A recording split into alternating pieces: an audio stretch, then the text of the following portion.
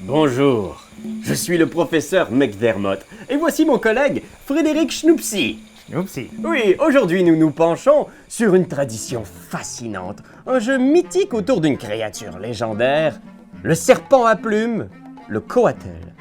Dans ce jeu, les joueurs rivalisent d'ingéniosité pour fabriquer le plus magnifiquement beau serpent à plumes.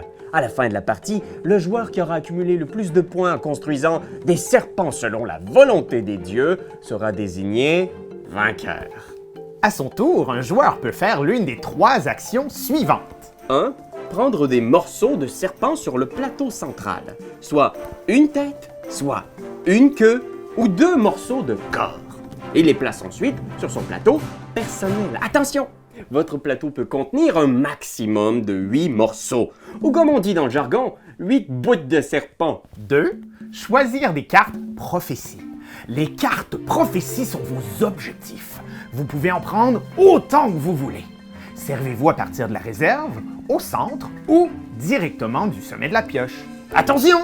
Vous ne pouvez jamais en avoir plus de 5 en main. Et finalement, votre troisième option est de construire un coatl. Prenez des morceaux sur votre plateau personnel et agencez-les pour former un long serpent. Si vous réalisez une prophétie, placez-la près de votre serpent complété. Par exemple, ici, je devais avoir 2 morceaux bleus près de 2 morceaux jaunes. C'est fait! Bien joué, McDermott! Oh, mais ce n'est pas tout! Mon serpent réussit une autre prophétie, avoir plein de morceaux jaunes au centre. Ah, et ça commence à faire beaucoup de points quand même. Oh, mais attendez, j'en ai un autre! Il fallait que j'aie des morceaux jaunes près de morceaux bleus. 2 fois je réalise, alors hop, catching! Catching, en effet.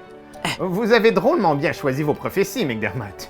Ah ben c'est là, le cœur du jeu, mon bon Schnoupsy.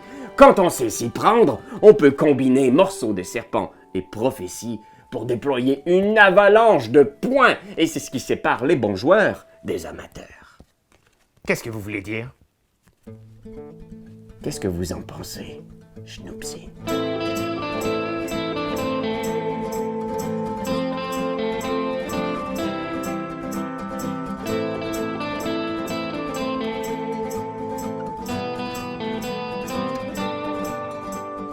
Lorsqu'un joueur termine son 3e coatl, ou s'il n'est plus possible de réapprovisionner le plateau central, la partie se termine. On procède alors au décompte des points sur les prophéties accomplies, et celui qui en a le plus gagne la faveur des dieux. Serez-vous l'élu divin? Félicitations, professeur. Vous avez très bien joué.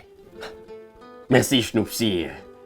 Mais vous avez finement joué, vous aussi. Non, j'insiste, c'est vous le meilleur. Oh non, je proteste. Je me pose.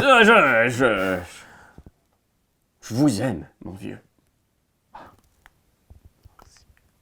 C'est toi de trouver l'épisode de jour du Popoche? Sonne la cloche! Sonne la On cloche! parle de jeu, like-nous, commande, suis-nous, ouais! Sonne la cloche! Sonne la cloche! Partage à tes amis, partage à ta mamie, ouais! Sonne la cloche! Sonne la cloche! Comment ton ouais, fais le mon kiki! Sonne la cloche! Sonne la cloche! Sonne la cloche comme quand Jésus a sonné à la porte pour aller souper chez Zachée.